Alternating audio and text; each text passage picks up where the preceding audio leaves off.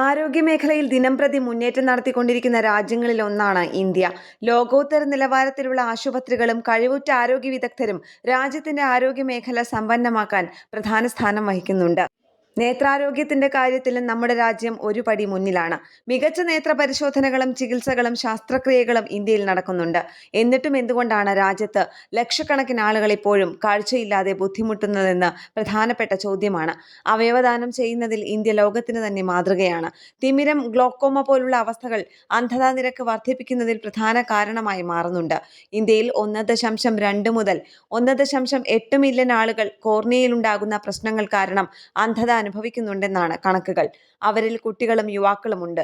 അണുബാധ, പരിക്ക് അല്ലെങ്കിൽ ജന്മനാ ഉണ്ടാകുന്ന അസുഖം കാരണമായിരിക്കും അന്ധത അനുഭവപ്പെടുന്നത്.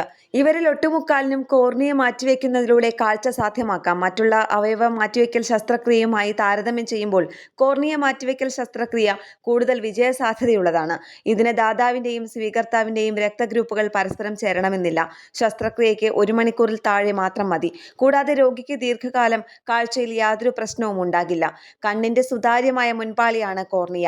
ഇതിനുള്ള തകരാറോ കേടുപാടോ സംഭവിക്കുമ്പോഴോ ആണ് ഒരു വ്യക്തിയുടെ കാഴ്ചയ്ക്ക് തകരാറ് സംഭവിക്കുന്നത്. ചിലപ്പോൾ കാഴ്ച പൂർണ്ണമായി നഷ്ടപ്പെടാനും സാധ്യതയുണ്ട്. ചിലരിൽ കുട്ടിക്കാലത്തെ വൈറ്റമിന്റെ അപര്യാപ്തത കാരണവും സംഭവിക്കാം. ആദ്യകാലങ്ങളിൽ ആളുകൾക്ക് ചെറിയ പരിക്കുകൾ കാരണമോ വൃത്തിയില്ലായ്മ മൂലമോ കോർണിയയിൽ അണുബാധയുണ്ടാകുന്നത് സാധാരണമായിരുന്നു. കൃത്യമായ ചികിത്സ തേടാതെ വരുന്നതോടെ അവർക്ക് കാഴ്ച ക്രമേണ നഷ്ടപ്പെടാനും കാരണമായി. എന്നാൽ ഇന്ത്യ ഇന്ന് ആരോഗ്യമേഖലയിൽ വൻ കുതിപ്പാണ് ഉണ്ടാക്കുന്നത്. പ്രതിദിനം 10,000കണക്കിന് നേത്ര ശസ്ത്രക്രിയകളാണ് രാജ്യത്ത് അങ്ങോളം ഇങ്ങോളം നടത്തുന്നത്. ലാമെല്ലാർ കെരാട്ടോപ്ലാസ്റ്റി ഉൾപ്പെടെയുള്ള നൂതന ചികിത്സാ രീതികൾ ഇന്നും നിലവിലുണ്ട്. പല പ്രധാന ആശുപത്രികളിലും ഐ ബാങ്ക് സംവിധാനങ്ങളുണ്ട്. എന്നിരുന്നാലും മരിച്ചവരുടെ കണ്ണുകൾ ദാനം ചെയ്യാൻ അവരുടെ പ്രിയപ്പെട്ടവർ സമ്മതിച്ചില്ലെങ്കിൽ ഇത്തരം സംവിധാനങ്ങൾ കൊണ്ട് യാതൊരു ഫലവും ഉണ്ടാകില്ല. രാജ്യത്ത് വർഷത്തിൽ 2 ലക്ഷം കോർണിയകളുടെ ആവശ്യമാണ് ശരാശരി ഉണ്ടാകുന്നത്. ഇതിൽ 25,000 മുതൽ 30,000 വരെ കോർണിയകൾ പ്രതിവർഷം ശേഖരിക്കാറുണ്ട്.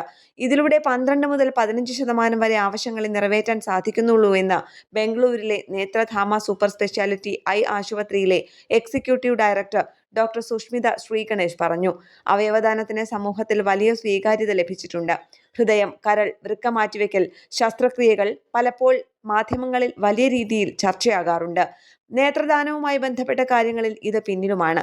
മരണശേഷം കണ്ണുകൾ ദാനം ചെയ്യണമെന്ന കാര്യത്തിൽ പലർക്കും അസ്വസ്ഥത തോന്നാറുണ്ട്.